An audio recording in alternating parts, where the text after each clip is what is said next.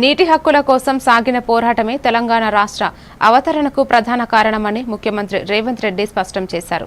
తెలంగాణ ప్రజలకు ముఖ్యంగా రైతాంగానికి న్యాయం చేయాలనే లక్ష్యంతోనే తమ ప్రభుత్వం పనిచేస్తోందని చెప్పారు. సాగునీరు, నీటి పంపిణీ అంశాల్లో రాష్ట్ర ప్రయోజనాలే ప్రభుత్వానికి ప్రథమ ప్రాధాన్యమని తెలిపారు. ప్రభుత్వం చేస్తున్న ప్రయత్నాలను ఎవరైనా సమర్థించలేకపోయినా తమకు అభ్యంతరం లేదని, కానీ సంకుచిత వ్యాఖ్యలు, రాజకీయ ప్రయోజనాల కోసం ప్రజలను తప్పుదోవ పట్టించడం మాత్రం సరికాదని విమర్శించారు. నీళ్ల అంశాన్ని భాగోద్వేగంగా మార్చి రాజకీయ లాభాలు పొందే ప్రయత్నాలను ప్రజలు గమనిస్తున్నారని అన్నారు.